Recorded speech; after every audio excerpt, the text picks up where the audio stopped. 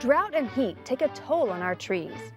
Vincent Campos has a Texas sabal palm and is concerned about the yellowing fronds. Vincent notes that they water with drip irrigation on a regular basis and use a slow-release palm tree food every 3 months. Overall, these trees look really healthy to me. The tip burn on the fronds indicate that the tissue in that area is drying out.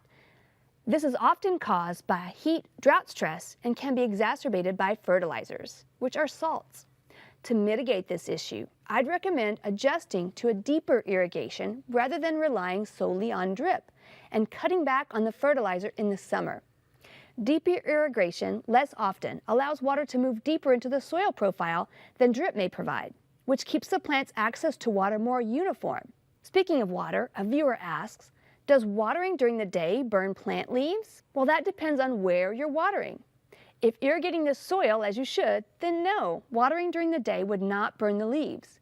But if you're spraying the plants with water, then yes, watering during the day may produce spots on the leaves which burn them, when the water quickly evaporates and leaves behind potentially caustic mineral salts. Houston viewer Amy Cortez recently bought a home that came with invasive Virginia buttonweed. She wants to plant a garden to attract wildlife eventually. What can she do? We reached out to Harris County Extension horticulturist Skip Richter, who agrees that this one's tough to control and unfortunately will require an herbicide to eradicate. Here's what he recommends. First, minimize watering. Virginia buttonweed loves wet conditions, and overwatering adds to its proliferation. Secondly, work to maximize turfgrass density with proper mowing, fertilizing, and watering. And lastly, consider hiring a professional to assist with applying an herbicide to selectively treat this weed.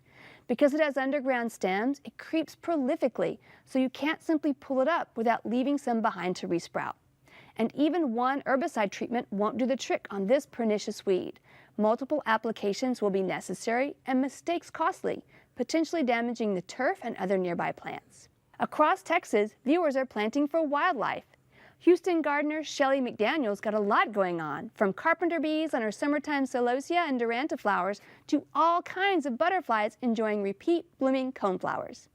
And she grabbed another great shot of a monarch on milkweed. Angela Carver's garden is just as diverse and beautiful, where a perennializing bulb Lycoris radiata sent up spidery flowers a few weeks ago. Her Datura purple ballerina attracts pollinating moths at night, and Pride of Barbados attracts butterflies like this tiger swallowtail.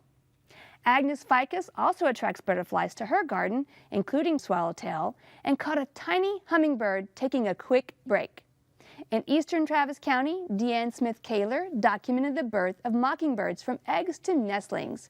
Her husband David is an organic gardener with a degree in agriculture, so they nurture gardens and wildlife. From Houston, Brennan Romney sent pictures of a giant moth that his young daughter found. They learned that it's a black witch moth, which is so large that it's often mistaken for a bat. They measured this one at being 4 to 5 inches wide. We'd love to hear your stories. Head out to centraltexasgardener.org to send us your questions, pictures, and video.